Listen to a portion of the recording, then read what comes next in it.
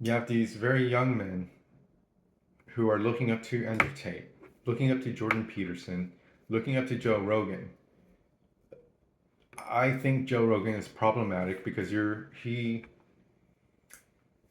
brings these people who he thinks are experts in a topic when they really aren't. And then they go into discussing DMT and discussing how um, things that we know are not the way that we know, and lizard people and tinfoil hat kind of situation. And they say things like they're authority figures, and they say a thing is the way it is, and Joe Rogan just believes it, and then like people assume that, well, these young men look at it and don't question it because they're young. They have difficulty um, with logic and reasoning, and instead of questioning it, they view these people and identify with them because they're looking around. These young white men, these young boys, don't know what it means to be a man in the 21st century because we don't know what it means to be a man in the 21st century. So there's that. Their identity has been stripped from centuries ago, and then they're viewing people of color, minorities, who have culture and an identity and ancestry that they can connect to. And they view that and they see that and they're like, why can't I have that? They're not actively recognizing it, it's subconscious, but it's there, and they feel left out of something. And they're being told that they need to be this cog in a machine that when they get to it doesn't function because the woman is now that cog in the machine as well. So a void has been created. They don't know. They feel lost. They feel missing. They feel not seen, and they're hurt. And they can't even recognize this pain in themselves to even express it appropriately. So they get angry because anger is a secondary emotion to fear and pain. They fear, they have anxieties of the future. They have pain because they're being told all this negative stuff about them, that they're a monster. So they get angry. And when people get angry, they lash out.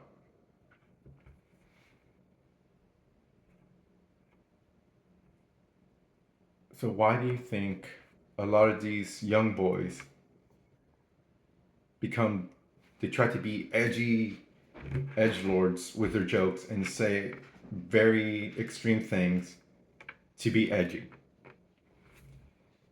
And they go online to 4chan, Reddit, and all these like sites, and they get indoctrined. They think they're owed things. They were told that they're supposed to be the head of the family. They're supposed to have a spouse, specifically a wife, and none of that is happening correctly because the world has changed and that old system doesn't work. And they're being told that they're supposed to have this and that by this age, and it's not working. And they're full of anger. These white men are being told to do all this stuff, and they get angry, and they get angrier, and they start blaming women.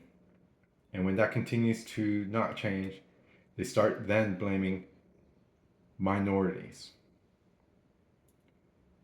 And then when that continues to not work, and they're being told that in the news and in the media that minorities are a very big problem in the US, they get angrier, and then they get pushed to extreme ideas, and then they get a gun.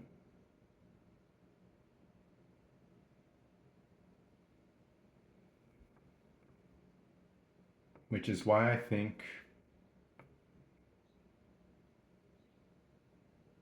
this is the road of mass shooters in America. Why it's so common that young white men in America have their manifestos be extreme racist ideas, extreme incel ideas, and extreme things against minorities in America. And why they're always, or oftentimes, young white men with funky haircuts.